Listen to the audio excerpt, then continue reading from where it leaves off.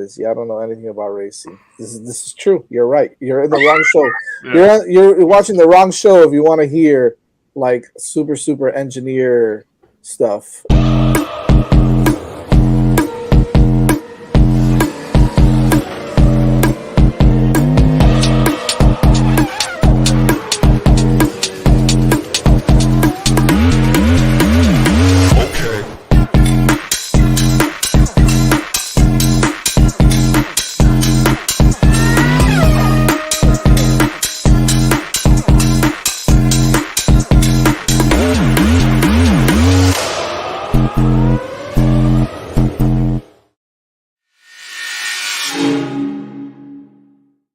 How's it going, everyone? Welcome back to Hitting the Apex here with Evan. Evan, how's it going? Very good, very good. Another fun weekend to watch racing. So Yeah. I mean, this, and if you're wondering where Jazz is, he just got home from work. We'll see. The question on whether we see Jazz on this show. Also, shout out to Dan Berry in the chat. Always in all of our shows. Yeah, I gotta tell you, for a season that after like 5 races, you're like, this is gonna just be boring in a Red Bull parade. We have gotten the exact opposite. Yeah, I mean, even going into the summer break, there was still good racing going on all the way down the field, and even at the top, where we didn't really expect it at the beginning of the year. But then, ever since the summer break, man, it's been like different drivers, different teammates, different everything. Every single week, it's something different, and it's fun to watch. We say it every week, but this is how we all want to see Formula One. We don't just want to see Max dominating, or even when Lewis was dominating, him dominating every single week. We want to see fun racing throughout. Yeah, and we definitely got a lot of that this weekend. So let me go ahead and pop up the race order and let's get into it. This was a very entertaining race. I guess we should start maybe with so obviously Piastri wins from McLaren of Russell, which changed right at the with 1 lap to go, crash there, and then Norris in 4th doesn't tell the Lando Norris story from this weekend. So yeah, a lot happened there. I don't know where you want to start, Evan. The floor is yours to attack whatever you want from that weekend.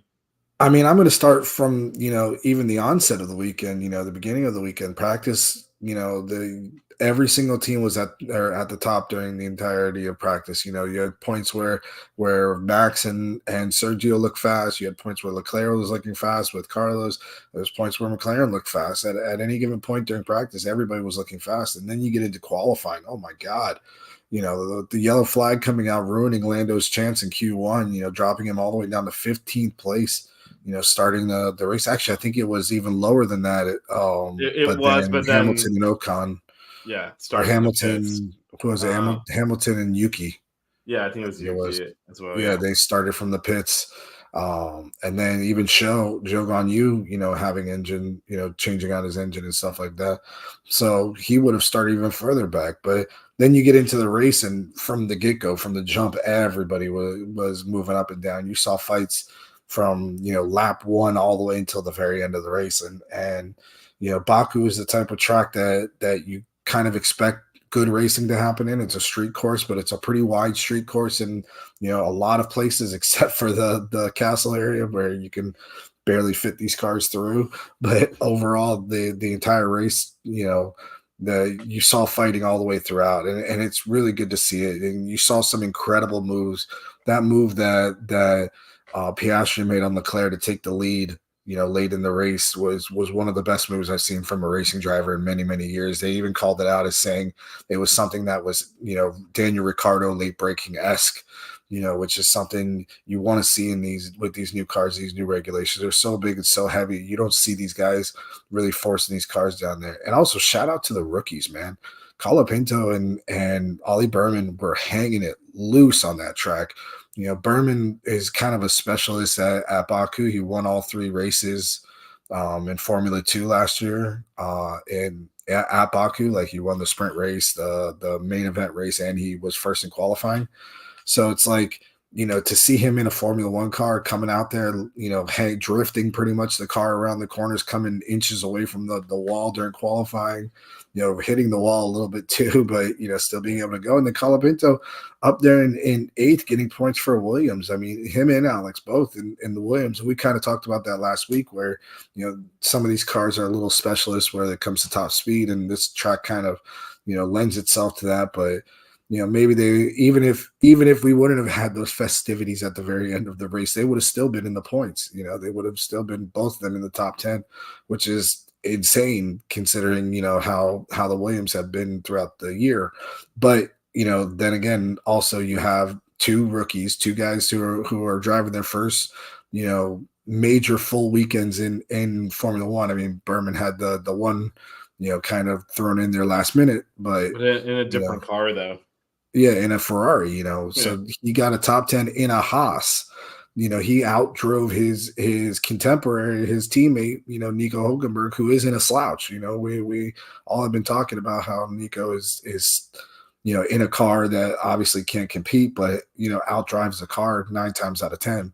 And Berman beat him. So it was just a great weekend overall. We'll talk about winners and losers when we get to that point in the show. But overall, I thought it was fun to watch. It was a great race. It was everything we were hoping for from Baku, and I'm really excited for Singapore next week because that's going to be another one.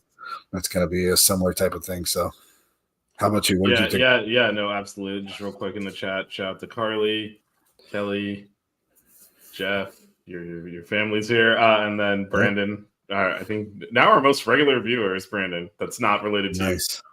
you. Nice. So yeah, and what a race indeed. And to your point, I thought it was interesting that there were a lot of incidents in practice and qualifying. You do question where they need to pull that yellow flag in qualifying when Lando got caught up in it. That was kind of bad luck / controversial decision there to put the yellow out at that stage. But there was no incident in the race until that crash at the end. And, one of the things that several drivers, including Lando, didn't really have a choice, like you said, because of where he started. But he was kind of hanging it out for a safety car. Because at some point, you're like, someone's going to wreck, and then he'll get a cheap pit stop. And it never happened. So, really good driving all the way around there. And also, McLaren once again messed up the strategy, this time for Piastri. Didn't pit him correctly, and Checo was going to undercut him, except Lando held up Checo and created the space for Piastri to come back out and have that opportunity. And the other thing, to your point, that overtake he made, it actually wasn't that late in the race, Evan. It was I believe around half distance, maybe around then. Yeah, and then he had to hold off That's what Leclerc for the rest of the race. But one of the things we've seen, and this happened to Hamilton against Russell when Russell one-stopped in Spa, obviously ended up getting disqualified. And we've seen this a few times, which is those tires have a limited span in which you have that advantage. When you get stuck behind another car, that goes away. You have got to make that pass pretty much immediately when you come up. You're not going to follow someone for 15 laps and pass them because your own tires take, and we saw this happen to Leclerc's tires. So it was really important that he stuck it in there and got it done then. And he did. And obviously we're going to look at the standings in a bit, but that's the reason McLaren's winning the Constructors right now. So that was a big time move. And again, you have to do it quickly. You can maybe survive, 5 or so laps behind someone, but if it goes longer than that, your own tires go. Even if you had tire advantage, because there's so much heat coming off the car in front of you. Again, we saw that with Leclerc. He had a wall with about 5 laps left. By the way, great job by him too, hanging in there. That incident which Carly is talking about. That was first because Perez couldn't make the overtake. Again, it's really hard when your tires are not optimal, even when there's an advantage, to pull off an overtake like that. He almost had it, but Leclerc was able to hold off and kind of got the elbows out, as the Brits like to say, and Perez had to back out of it, and that allowed Sainz to get through temporarily. And then obviously they came together a corner later, and that was that. So but that was all Leclerc. As poor of a job as Leclerc, and I do think he was partially why Piastri got there. I just don't think he was expecting the pass, or he would have defended that better. Yeah, But he as really poorly did as he open did, up that inside. yeah, as poorly as he did there, he did the exact opposite when Checo came up on him. Yeah, And again, that crash hugely benefited McLaren, who big time. who got Norris Big up time. to fourth and Checo out of there, and so yeah, that could be one of those moments in the season where the constructors went away from Red Bull. Yeah. Yeah, I mean, overall, you know, for sure that it helped out, you know, them or McLaren as well, but you know, it hurt Ferrari too. I mean, you had, you know, you were going to end up possibly a double podium for Ferrari. You know, if Carlos was able to come back on, you know, Carlos there and or Checo there and be able to, you know, Well, he was pass ahead him. of him. He was ahead of him when that collision occurred. Yeah, so I mean, if he would have been able to stay ahead of him, is what I meant. So So what did you think of that overall though? The stewards deemed it a racing incident and kind of placed blame on both. What did you think? So to me, it was a racing incident. I think both of them were trying to go after the slipstream, is what you know the consensus is. Like they were both they both had their eyes focused on Leclerc. They both had their eyes focused on where he was going. And if you watch, you know, the video, not just watching where they were going as they were racing each other, like where their cars were. If you watch where Leclerc was, Leclerc faded from that right side of the track all the way over to the left. So they were kind of trying to follow him, and as they were trying to follow him, that's when they came together. So you know, that's in that part of the track. That's kind of what you do when you're doing that rate, or when you're going, you know, from turn 2 to turn 3, is you want to kind of go from the right side of the track after you make that left into setting yourself up for the right hand turn for turn 4 or turn 3, I believe it is. So because you're trying to set yourself up for that, that's kind of the natural progression. I think Checo could have probably backed off a little bit, but you know these guys are being aggressive. They're trying to you know be up there. They're trying to get that podium, and you know we've been saying how Checo's been needing a race like this that kind of shows that he's still deserving of this seat, and this could have been that result. You know, top 5, possibly top 3. You know, result for him would have been big for, you know, the naysayers that say that he should have been out of Formula One in total.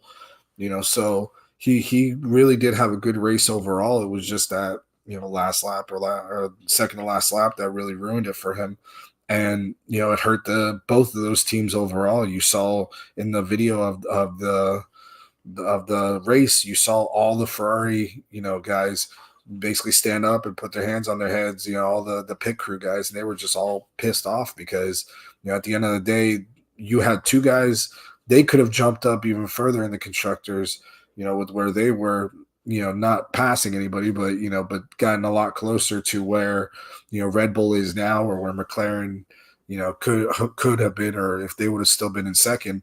But, you know, just it's hard to watch a bad accident like that right at the very end of the race after such a great race where everybody was racing really well. So, you know, overall, I say it's more on you know Checo, because he's the one that has kind of the clear vision. He's the one that can, you know, he's just got to look over and see, you know, Carlos there.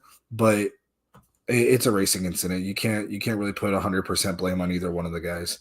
As my sister wants to I was say, about to say 100% there's a Carlos family Sainz fault. disagreement on that because No, I do. I Harley. disagree with her on it. You know, she wants to say it's Carlos Sainz. I mean, you can see the video. Carlos Sainz kind of kind of jukes over a little bit, Yeah, he but moved.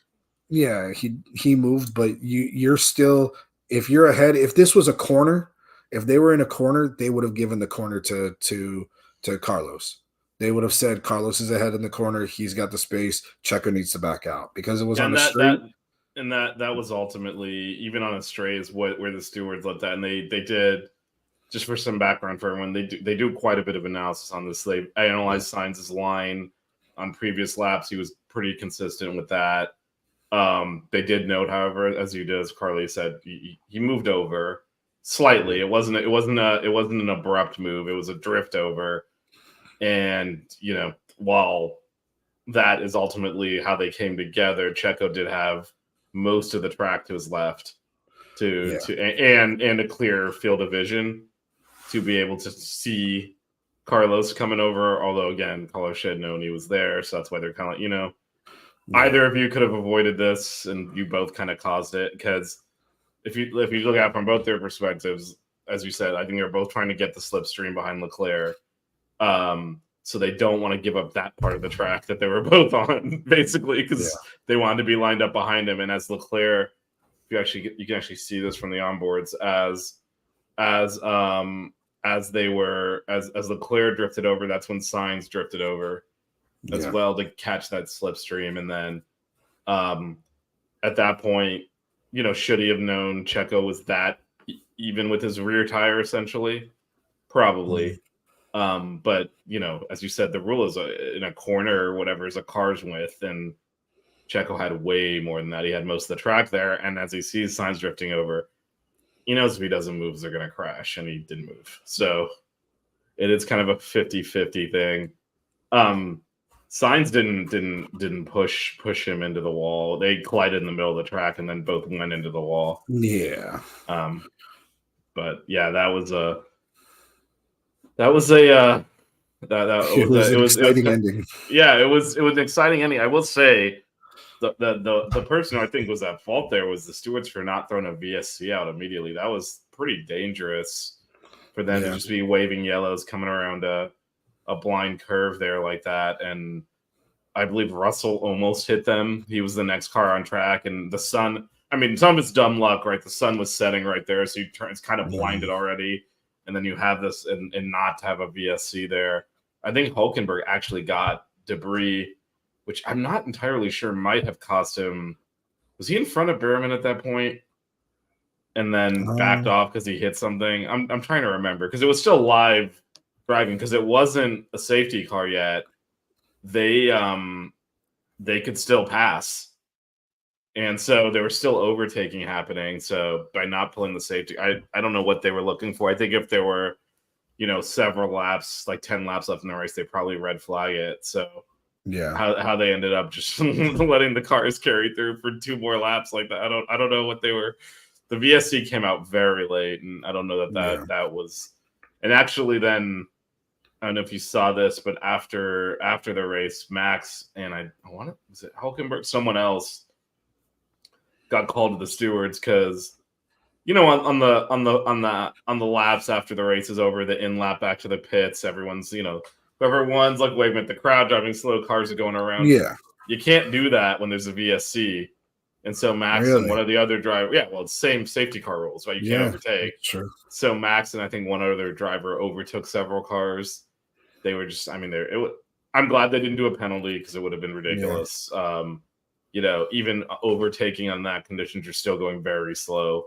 But they did pull them into the steward's office, talk to him about, I think there were some fines maybe or warnings or something, but they did say they would police that more harshly in the future just for everyone, which I think is fair. And it's something to look out for in the future if someone forgets. And especially if whoever's won the race is kind of, waving at the crowd, going really slow. Everyone else has to wait behind them if there's a VSC out. So it makes sense. The rule makes sense, but it's just like it's one of those things that these guys are so used to doing it in a normal race without the VSC that it's just it's probably they don't even think about it. It's probably one of those rules that I'm sure that they all know, but they don't really think about 99.9% of the time. So not surprisingly, it was Lando that ratted Max out. It said Max is overtaking cars. I was sitting there praying that he was going to be stuck in the pits or something like that a little bit longer when he pitted on that last lap and the VSC came out or we should talk about that too. He went into the pits. Oh my god! I was sitting there like, please let Fernando Alonso pass him, let Alex Albon pass him, let these guys. If it was a little closer. Yeah, they were pitting for fastest lap and right when that crash happened. So because he had the free pit stop, so he did still come out in fifth. But that's why there's a 40-second margin. It wasn't actually. They did not actually on pace do that. It was an extra pit stop. And an extra pit stop where then they pulled the safety car, so he couldn't even really use the tires. But pace wise, Lando came out of his pit stop when he put on those mediums. coming out from having the hards on the entire race, or damn near the entire race. I think he put it on lap 53 or something like that, or I forget which lap it was. But no, not 53. Lap like 33, I think it was, a lap or pitted. But he came out on those mediums. He was 15 seconds down on Max at that point, and he still came back and then he ate it passed easily. That was incredible. That to me, we're going to talk about who our drivers of the day is and disappointment of the day also. But man, that's incredible to come up that far, that fast on a track like this. That you really got to be pinpoint on some of these turns in the inner part of the tracks, and then to still have the speed. I mean, it shows how much this Red Bull is down on top end speed, compared to some of these other cars. But, B, it just shows, Lando was really on it today or Sunday. So, yeah. And I guess good segue by you, Evan. Might as well get into it. Who was your driver of the day? I'm going with Lando. I mean, like I was just talking about a second ago, he started, 15th and then got all the way up to fourth place, and not just getting up to fourth place, but all the stuff that he was doing in that sense. And I know I'm going to sound like a homer because everybody knows I'm a Lando fan and I'm a McLaren fan, but I also like the fact that all week, the entire week, everybody was talking about team orders. They were saying McLaren team orders. They're going to have Oscar go out there and he's going to defend, and everybody's assumption was that Lando was going to be out front, that he was going to qualify in first, and that he was going to need the team orders from Oscar Piastri to block for him. But there was a point in that race where Checo was behind Lando, and McLaren came out and said, listen, hold him up. We messed up, like you were saying earlier. We messed up on our strategy. We need you to hold him up. And you saw some of the best defensive racing since I've seen since Checo, held up Max or held up Hamilton a few years back. The last race of the year, that was some of the best defensive driving I've seen in a long time, and especially at a track like this. That there is some of those really tight sections and stuff like that. He held him up just enough to be able to allow Piastri to stay ahead of him, and it was fantastic. And that was on old hard tires. That was on tires that were already 20, 25 laps old, that we didn't think were going to last that long, and that nobody thought was going to be able to hold up on against Checo's better softs, better.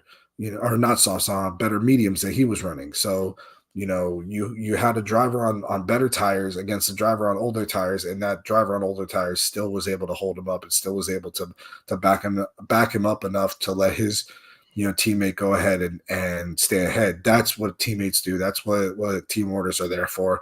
That shows the quality of person and quality of driver that Lando is, to be able to help out the team and make it to where they ended up fourth and first, and now they're leading in the Constructors Championship.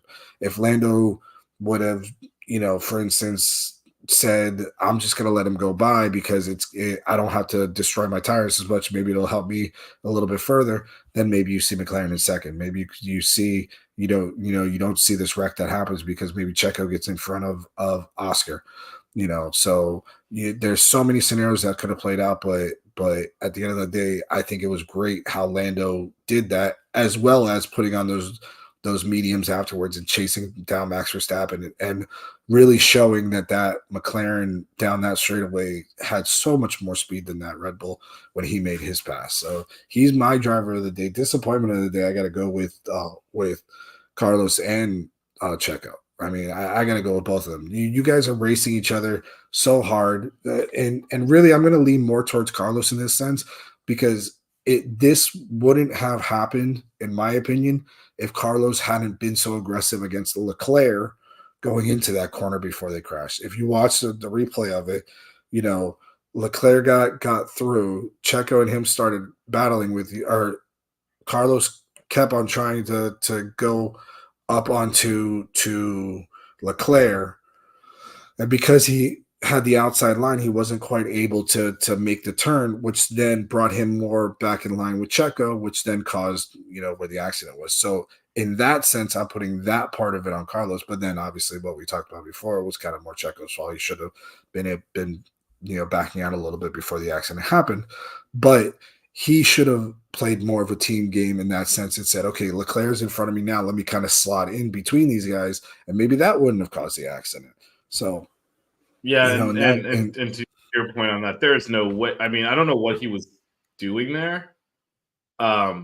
There was no way he was like there's no overtaking point yeah, on the outside of that court. So where at he all. put the car, which is where he lost momentum, which is how Checo, not all the way alongside of him, but got at least a tire alongside of him, which, like you said, led to the crash. If he just slots in behind Leclerc, Yeah. and even if he's gonna overtake him, that's fine. You could have waited till the next lap. It wasn't the last lap of the race. You'd need to send Yeah. it up the Yeah. outside. There was no. It's almost like he overtook Checo and then like was carrying so much pace he didn't stop the car and kind of almost avoid. It was bizarre because there was no overtaking opportunity there.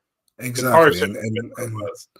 And that's kind of my point, him with that, Checo with the actual accident. On top of the fact that at a certain point, Checo needs to say to himself, in the split second, I know this is all happening in milliseconds and thousands of seconds and stuff like that, but this would have been his best result of the year, if I'm not mistaken, right? Or has he gotten a podium already? I think he I has. don't, I Early in don't the year, the remember. Red Bulls were there was a Yeah, couple of times where I think he qualified down and finished second by default when the Red Bull was that much. I feel like yeah. I might be mixing stuff up, but I feel like there were a few races where he, finished like a full pit stop behind Max, but in second place. It's hard But to this would remember have done. now but how dominant that Red Bull was at the beginning of the year. But this would have definitely been his best result in a long time. Right. And I think that he kind of needed that, like I was saying before, to kind of show the naysayers, show the people out there that, hey, he still can do this. And going into a weekend at a track that, yes, it was the only track that Max lost, a couple years ago in Singapore, but it's still a track that he should be suited towards a little bit better because he is kind of better at the street circuits, So we'll see, but those are definitely my bad drivers of the day, I guess you could say. Yeah. For me, I'm gonna agree with Carly on the driver of the day. I didn't think Colapinto had it in him, to be honest. He didn't really show that pace at Monaco at or really as or Monza. I Sorry. mean you pulled up the the his other racing series stats. He's not been near the top of the grid. Like I didn't think he had this in him. It's interesting because he's kind of in a dead end. That seat is gone. It's going to Carlos. Mhm. So I don't know where he goes from here, but that was a surprise for me and pleasantly. I just didn't think he had that pace in him, and like you said, he was right there with Albon most of the race, and we talked a little bit about how, when we get Carlos and that other Williams, we're going to see how good Albon actually is. Because remember, Yeah. he went to Red Bull, couldn't perform at that level, kind of dropped down, and then has been really outperforming poor teammates at Williams.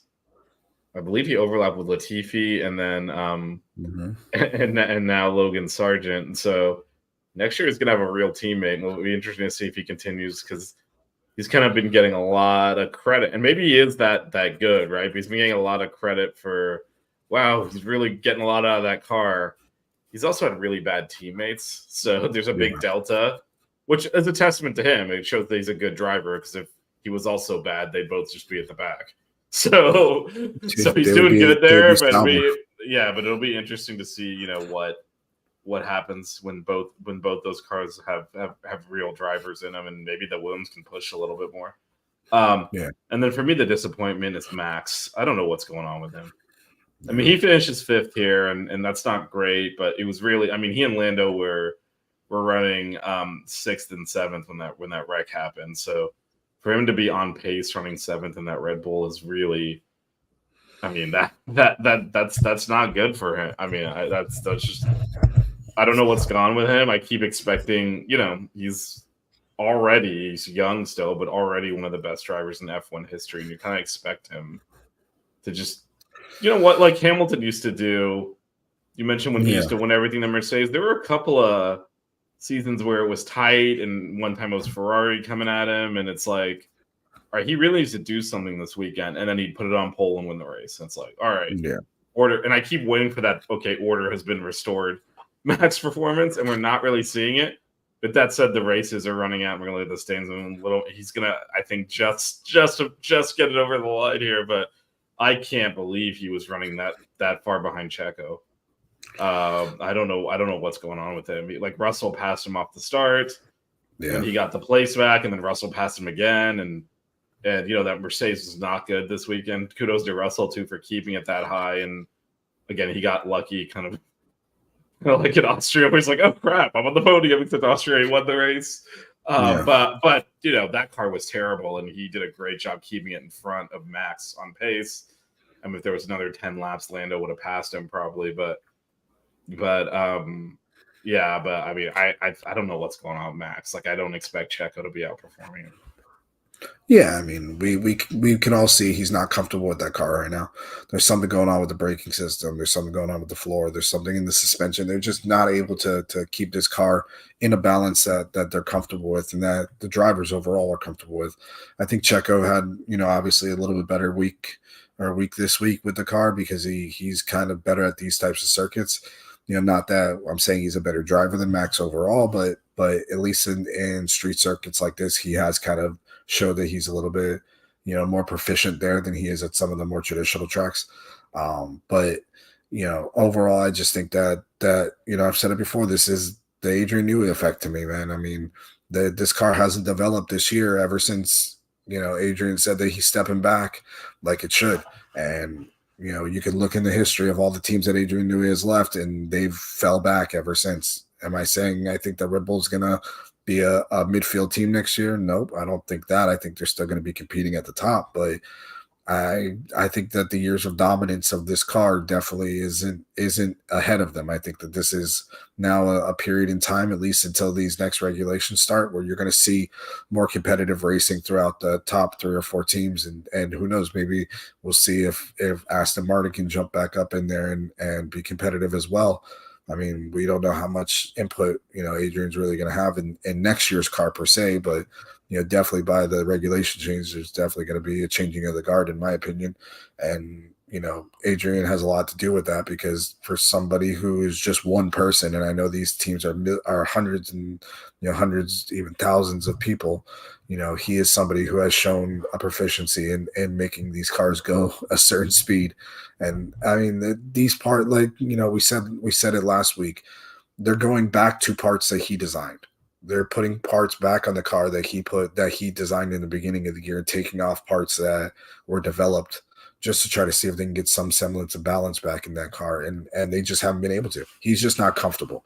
I think that's the main key of it. Max is just not comfortable with this car right now, and it's really showing. Yeah, and you pointed this out on a previous show. They actually had to revert some of their upgrades, so they clearly don't have a good handle on the car. With that said, as we toggle over the drive, it looks like, I think this is pretty. It's a lot of points to make up, and there's 7 races left, so that is 59 points that he would have to make up. He made up 3 this week. That is in 7 races. That is about 9. He needs 9 points a race. He's got to make up. Which, if you look at how points are awarded, that pretty much means wins without Max winning, or a max DNF would be a game changer. That would bring a lot more into play. But outside of that, unless Lando's winning races consistently, it's hard to see him making up those points. Yeah, and that's really the thing we were hoping to see this week. This week we were hoping to see Lando come out and kind of be in the top, and realistically with the pace of that car, he should have been right there at the very top. He should have probably been up there, racing for the win against Oscar and against Charles. But obviously with the situation that happened during the qualifying, it kind of messed all of that up for him throughout the weekend, and he still obviously made the best of it, that he could have. And the fact that he got up there and still passed Max and still got the fastest lap and still, made sure that he was, up there at the sharp end, really shows, like I said, that he is still pushing for this championship, whether the team is pushing him to do it or not. Which, I mean, obviously, this whole past week they said that they were. So we'll see how it works out. There was a great podcast that I watched with Zach Brown on with Dale Earnhardt Jr. this week, that they put out that he kind of asked him that question. He said, "Are you guys going to start focusing on Lando being up there and kind of working with that?" And he was like, "We're focused on making sure that this is a quality and great racing team and all this." He gave a really political answer, but overall you got the sense that yes, they understand that there's still that opportunity, that there is still this opportunity for Lando to get up there, even though it's slim. There's still an opportunity. Well, I mean, if you look the way points are awarded, right? If he wins every race, Max would have to finish third. And that would put him in there. Now, obviously, it's not going to happen that linearly, so he's not going to win every race. He's going to need some. Again, Max was running sixth on pace, I believe, seventh on pace this weekend. So you do that. If Lando finishes second, it's still a big point gap. But he can't be finishing one spot ahead of Max. He needs to really win several of the races and also put the finish way ahead of Max. Which again, the way that Red Bull is now, it's not out of the question that both of the McLarens and both the Ferraris are finishing ahead of him consistently, and that's where you do get that point gap. It's just it feels like you need one Max DNF to really bring the thing in. A Max DNF with Lando taking full advantage, meaning winning. Yeah. If you get a 25 point swing in one race, that would bring things into play. Because right now, even if Max had DNF this weekend, 13 points it's more than the average he needs, but it's not enough. He's not going to just consistently, make that many points up. So there really needs to be some kind of Max issue. We'll talk a little bit about this week where that could potentially happen with the street circuit. But I was going to say they should line up 1, 2, and 3, Lando, Oscar, and Max, and say Oscar team orders. Yeah, no, for sure. I think that does need that. Well, not that kind of team orders. that is. We are in Singapore for you historians. That's what I'm saying. There are priors. There's history there. Yeah, there are priors to a team. Well, not crashing into someone, but crashing on purpose to win a race. But I do think the only way that this is going to happen is Max has some kind of DNF or really poor finishes, and that Oscar essentially is rear guard on this. He can't. Yeah. If they're running 1-2, he's got to move over. He's got to hold people up. They have to use him to impact Max, even if it sacrifices positions for Oscar. All of that needs to be happening if they gotta put everything into it to make up, because 7 races and 59 points is quite a big haul. Too bad they don't have that gimmick they had a few years ago with the double points for the last race. Then it would be much more. That'd be great. What a terrible idea! What a terrible idea. No, it's horrible, but that would be great. It would be hilarious. It's what's a meritocracy, but hell, we'll just give double points for one race. But yeah, so it does still look like it's Max's to lose. The other thing to look out, though, like we keep looking Lando upward, he's only 19 points up on Leclerc. That Ferrari's been a lot better the last few races. Really now we'll see if Singapore, it's a different track, so the McLaren seems to be the best balanced across the circuits. But we'll see this weekend, because the Ferrari has not been great on tracks like Singapore that require a lot more downforce. So we'll see if it can continue to do that. But he's only 19 points there, and Oscar's only 13 points behind there. So really, I don't think anyone other than Lando and Max can win, and it's probably Max's to lose at this point. But then 2, 3, and 4 could shuffle any which way as well. So a lot of interesting movement there, and especially with both the McLarens in there. Next year, it's gonna be a lot of who's the number one driver talk going into next year, and for sure, and especially if they finish this year strong, if they keep on going in the pace that they're going. Oscar has clearly shown that he is a very, very, very talented driver. Well, so Lando kind of built this lead over Oscar earlier in the season, started to pull Max back in the middle of the season. And then, the last 5-6 races, Oscar's clearly been the quickest driver on the grid, the best driver on the grid. So they're kind of sitting there in a situation where I mean, I hate to say this, but if the drivers were reversed, you'd probably have more confidence in Oscar getting that 59 points down than you do Lando at this point. But going into next year, he started 0. It'll be interesting to see. McLaren has made a point, as you said, of look, we're going to put the best team out there, the best package out there. We are not going to favor a driver. So next year might just be might be an interesting bit of a lot of drama next year, maybe between those two, as they both are legitimately going to come into the season probably as, again, as you said, there's going to be modifications of the car, but usually the last year of a cycle, some of the teams are kind of like, not going to put a lot of resources into it. You gotta think based off of what we're seeing, this back half of the season. McLaren's probably the favorite next year, and they have 2 number 1 drivers. It's going to be a little interesting. Speaking of where McLaren's sitting right now, they have done it, man. They're in the lead, and not even by a little bit. A good 20 points is a sizable lead. And this is where that crash, they were the biggest beneficiaries of that. Because you look at where Ferrari is sitting, you look at where Red Bull's sitting.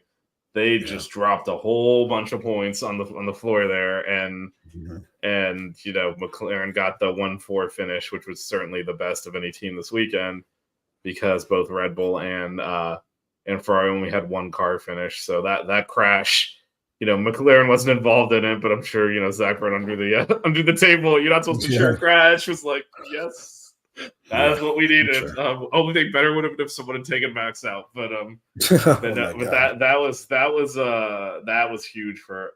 They still would have taken the lead. And we've been kind of tracking this over the last 2 races. Like, it was a matter of when, not if.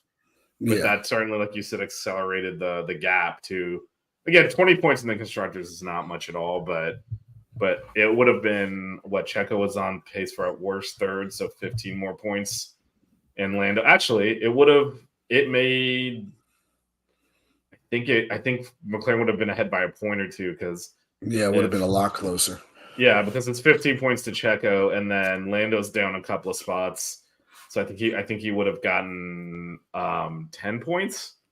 So instead of 13, so he'll lose 3 there. Also, it would have been about tied, or maybe McLaren up by a point or 2. So instead, it's a 20-point lead. So that crash was definitely big. But then look, Ferrari is only 31 points. There is no guarantee that Red Bull finishes second in the Constructors the way they're running. Yeah, I mean, realistically, if you see, especially with Charles driving the way he's been driving lately, I mean, he's been a man on fire. He's been just as aggressive as I think Ollie Berman has been, or not Ollie Berman, as Oscar Piastri has been. Those 2 have kind of been the hard pushers of the field this past, at least 3 or 4 races. They've been the one that have really been hustling these cars and getting them to where they need to be, and they're driving aggressively and driving very well overall. So I mean, there is a possibility there. You could see Ferrari jump Red Bull, especially if they keep on having these issues. It only takes 1 or 2 DNFs, like how we saw this past week, for the team to drop down a lot more. And am I saying that I want that to happen? No, never want to see anybody crash, anything like that. But you never know. You never know what could happen. So, hang on. Camera got messed up. Well, did Carlos knock you into the wall, as Carly would say? What happened there? I have it on a gimbal, and I think my gimbal might have just died. Hang on, let me change my camera. What's that? Evan works that out. Yeah. All right, you're back. That is like, I think the question for whether or not Red Bull Red Bull could obviously still win the Constructors. It's 20 points. It's not, if they get to a track where they do well and they finish 1-2, they'll be right back in the lead. So it's definitely not over in the sense of McLaren's got this thing and it's McLaren. So it's definitely not over until they have this extraordinary ability to blow things. So that's in their DNA. So it's definitely not over. But I think if that pays for Ferrari, because again, both Azerbaijan and Monza, it's interesting now is that they redid the calendar. They're back to back. Those are kind of similar tracks in that a lot of the track is a straight.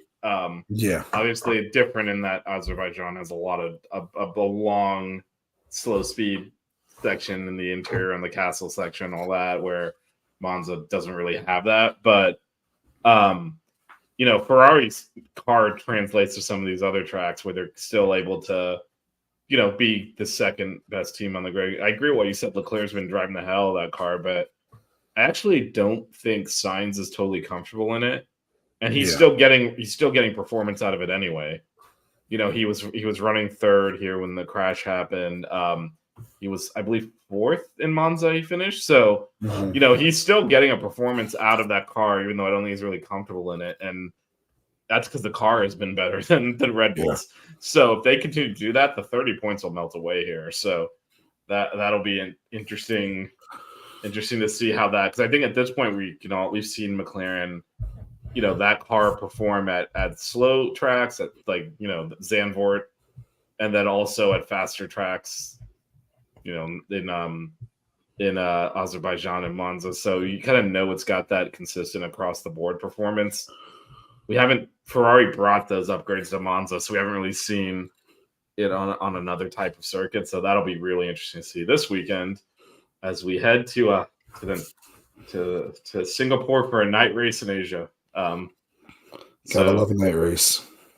Gotta love a night race. All right, Evan. So what are your initial thoughts here heading to Marina Bay?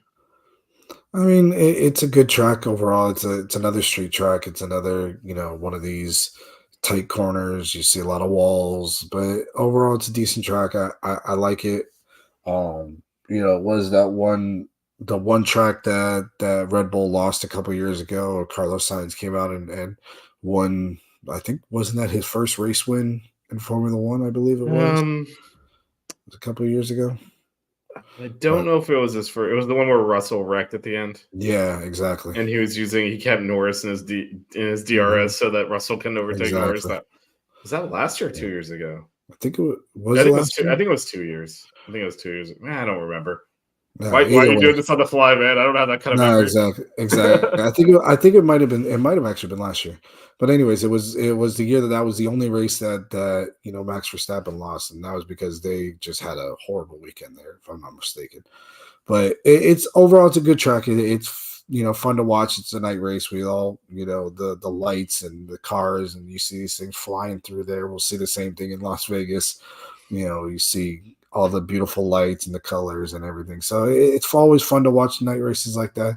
And it's good to see, a race in Singapore. It's good to see, these Asian countries, get these races because they love it over there. They, all of these countries, whether it be Japan or in China, and all of them absolutely love watching Formula One and seeing, the fans out there.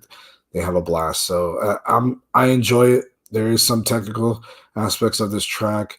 You're going into turns 16 through 17, and also the little chicane right there, 10, 11, and 12. Those are two of the kind of more difficult spots of the track. Also in turn 1, 2, and 3, that kind of little kink to go into the hairpin is another spot that you see a lot of overtakes and stuff like that happen. And 3 DRS zones, if I'm not mistaken, in this one.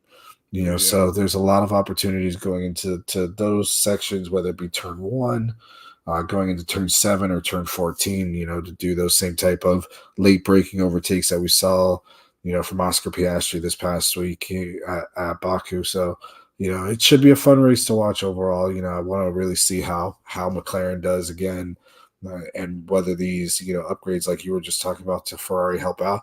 And if, Red Bull can bounce back. Carlos, had Checo had a great race going on, in a street circuit just, the other day, and it got ruined at the very end. So let's see if maybe he can bounce back and show, in another street circuit that he can kind of do something similar. So overall, like I said, I like the track. So how about you? What do you think about it? Yeah, no, it's an interesting track. Like you said, there's some good technical turns here. Not a lot of overtaking historically, and I think, as is the case often, as they've gotten better with these cars and on this design spec, it's becoming harder to overtake because again they find ways to get downforce on the car, and downforce makes creates the wake behind the car, so then the car trailing gets impacted and it's hard to overtake. So for me it'd be interesting to see which of the front runners. You mentioned Oscar sending it into the first corner, making the overtake. Well, Azerbaijan is a street circuit. There are some tight sections. That start-finish straight, that long start-finish straight there is not tight. This track, however, is tight everywhere pretty much. There's some runoff areas, but it's pretty much, if he tries to do that here, I don't know that so it might end in the way that Carlos and Checo did this weekend. So it'll be interesting to see how aggressive. None of these drivers at the front. Well, I guess taking the two things separately, right? Yeah. McLaren, Red Bull, Ferrari, they all need both their cars to finish to stay in the constructors. For sure. And then Lando and Max both need to finish.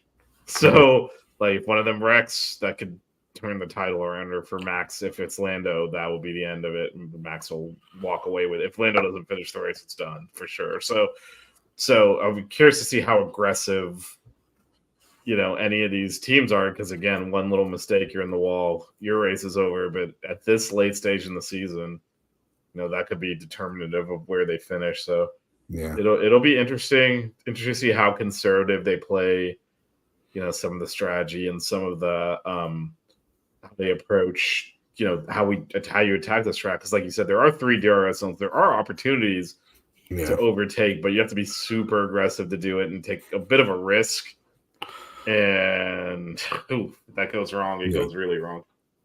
Was this the track where Lewis had the party button problem? No, that was Azerbaijan. Was it? I thought. Max was leading the race and ran over debris. Checo was second. Lewis was third at the time. So they I think there was a red flag even, or it was a safety car, whatever it was. And that's we mean when the brake magic, he left it on or whatever. And yes. That was Azerbaijan. So he smoked Checo off the line, so he's going to win the race. And then he had the brake magic on. He hit the brakes and they didn't work because that's to warm the brake up. So he just went straight through and finished in last. Okay. For some reason, I thought that was at Singapore. No, it was that run up in Azerbaijan. There's that runoff area at the end of the straight. He just went straight through on it and ultimately cost him the championship. So, although the calendar was reversed then, so it was early in the season. It wasn't obvious how that it was going to come down to the last race that year, but that was a big one. From a tire standpoint, we got the middle range. We got the soft range. Here we got C3 to the C5. There we go. What are your thoughts on that and the pit strategy here? These have been the same tires that they've used the past couple races as well. I think obviously we're seeing that these hard tires are lasting a little bit longer and doing very well, especially in the last couple races. We'll see how they do here at Singapore. There was really an advantage you saw when some of these teams were putting on these hard tires, especially early in the stints. The mediums just kind of fall off a little bit too quickly at this point. And then the softs, we all know they're only really using those when they're going for super hard push laps or through qualifying, because these things are dying out, right? After a lap or two. And it would be nice to see them go down a little bit on the range. I think they want to see, some of the best, lowest times and fastest times. So that's why they're giving them these ones.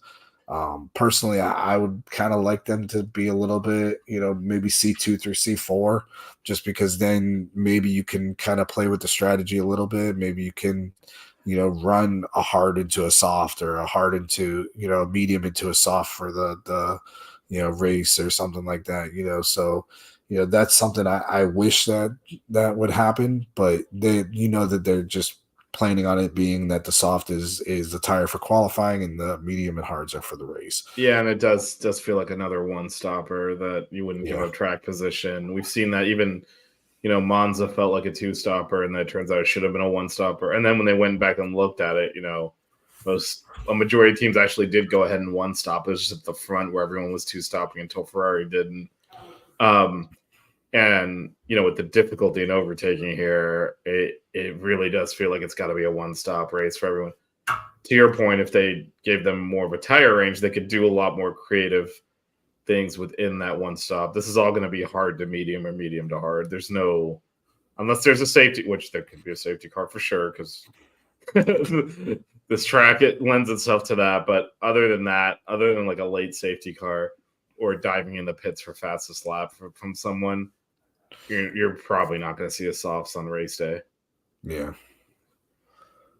So looking real quickly through at the weekend's festivities, it's another early one similar to last week. So the practice is 5:30 on Friday, practice 2 at 9 a.m. on Friday, practice 3 at 5:30 on Saturday, qualifying at 9 a.m. on Saturday, and then the race at 8 a.m. bright and early on Sunday. So yeah, it's a little bit earlier than the schedule we had become accustomed to, but still in range there.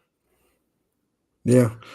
I mean, you know me, I'm going to be up watching those practices and stuff like that. I enjoy, with the timing of everything, how it all works out for me in general, but I don't mind an 8 a.m. start. I like an early race. I think it's fun waking up in the morning on Sundays and, watching the race before we go ahead and watch our favorite football team.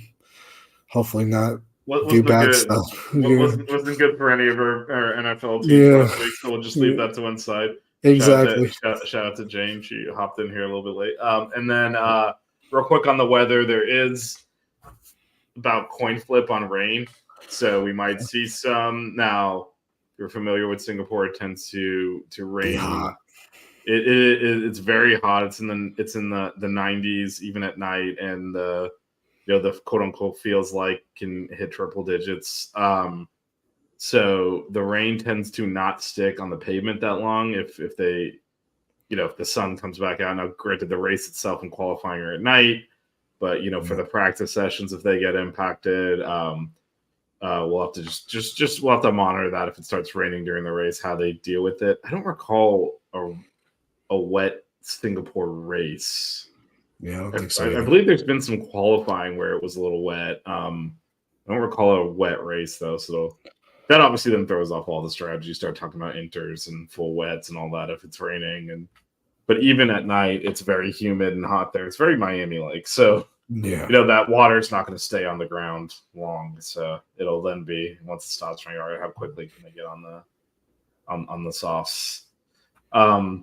With that, Evan, it is time for predictions here.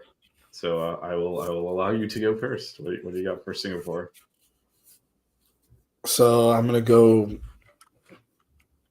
McLaren 1-2 with a team order. I think you're gonna see Oscar in the front for most of the race, and then Lando, getting past him towards the end, whether it be, off merit or what I think is going to happen is going to be a team order where they kind of just say, hey, start to slow down, let him get past. Let's see if we can get this going on. You got the win last week. Let's see how it works out. And then I'm going to go with Checo in third and Max in fourth.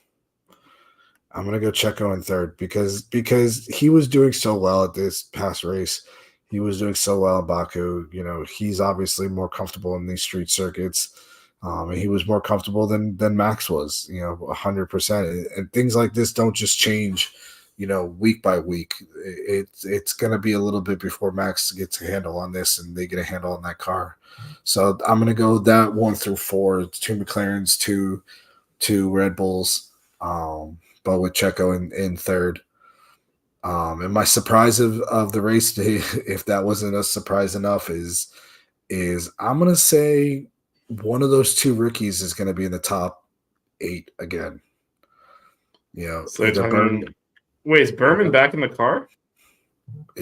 Oh, you're right, because Kevin Magnuson's It should back. be Magnussen should be back to All right, everyone's. so then I'm Yeah. gonna go with Colapinto. Then I'm gonna go with Colapinto. Then I'm gonna say Colapinto is gonna be top 8 again, and this is gonna be more on merit instead of being off of a wreck. I mean, how disappointing is that we have to watch Magnussen back in that car Yeah, for after we just saw Berman do so seven more well. races? Like, you want to see Berman in there the rest of the season, but they can't actually. He is technically still under Ferrari. They had to get approved permission from Ferrari to even let him drive this weekend, so they can't do the swap. They don't own his rights yet. He's obviously in the hots for next year, but right now he's a Ferrari reserve driver. So unfortunately, that's back to K-Bag with a blank slate on driver points, so he can really go for it.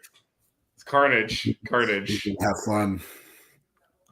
But then, so I'm going to go Colapinto in the top 8. I think, that car is quick enough.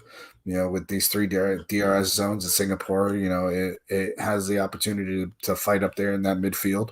And, he's shown that he's good in these street circuits. I don't know if he has experience through F2 or F3 in Singapore. I don't know if they race that track, but I do think that is an opportunity for him to be up there. How about you? Yeah, no, I agree with you on. I think Lando will win this race. I don't think it's going to be a Team Warner situation. I think he is. I think it's now been a different. I think it's gone. The pendulum swung almost so far the other way. He's a very good driver, and not maximizing points has turned into now he can't win. And I think he's going to win this race. I have Leclerc in second. I think he's driving really at a high level, and I'll go George Russell third. Oh, so basically you want to see him crash? No, I think Russell has done well. I mean, before he crashed a couple of years ago, or maybe that was last year, whatever it was. I think he's done well on this track. Yeah. And so I think it's a good circuit for him. And again, this is one where comfort around the track matters a lot. And I think this is a good track. And this has not been a good track for Red Bull previously, which didn't matter because they were so dominant everywhere else. Here they need a result. So I think Russell will do well here. And surprise, all right, this is way out there. Double DNF for Red Bull. What the? No Checo, no Max in the points. Double DNF for Red Bull. That would knock them. That put Ferrari probably in front of them, depending on how. Or it'll be close. It would be close, depending on where Carlos and Leclerc finish. They put it pretty far, and with a Lando win, if a double happens there, that's your 25-point swing. Lando would then be back in there. Year. Lando would be back in there. Yeah, and then Carly's got Max to win. Then Lando, then Oscar, and she agrees with you on Colapinto. She copied me. She has most definitely not copied you on this show. I feel like she's disagreed with you on everything. So no, but at least on that part, she copied me. All right. Well, it should be a great race. It's the last race for several weeks. So we talked about this on the last show, but there's a race this weekend, and there's 3 weeks off until the next race, which is actually Austin. So then from there, it's Austin, then Mexico, then Brazil in 3 consecutive weeks. Then another 3-week gap, and then Vegas, Qatar, and Abu Dhabi, and that is it. So enjoy it while it's there. This season feels like it's so long now, but it's actually coming to an end. It's almost done. It's almost we done. Still have 2 sprint races. We still have 2 sprint races left this year. Which again, but now the focus is going to be heavily on the points. Yeah. All those little points matter. So all those points matter. It's been a long time since both the constructors and the drivers. Again, assuming Lando can continue, chip away, it's still in play at least marginally. I feel like if Max outscores him in one race, it's basically done. But as long as he's chipping away at that lead, still in play, and like you said with the sprint race, there's even more points to be had at some of these races. So should be an interesting finish to the season. I wonder when it is that Lando's going to take this engine penalty, because if he's even gone through the amount of engines that his allotted amount of engines that he's able to use, because that's going to be interesting too, is where they want to use that. I'm kind of surprised that if they were close, they didn't try to do that here because of what happened in Q1. Because obviously he was already close to the back. Maybe they just feel like they need to go another race or two to have the final engine be in its optimal performance for the rest of the year. So we'll see what happens in that sense. But yeah, throws an interesting monkey wrench into the situation as well. Yeah, no, it's a lot. Seven races to go. There's a lot of points to be had, and a lot of tight battles up and down the grid. So should be a great end of the season for sure.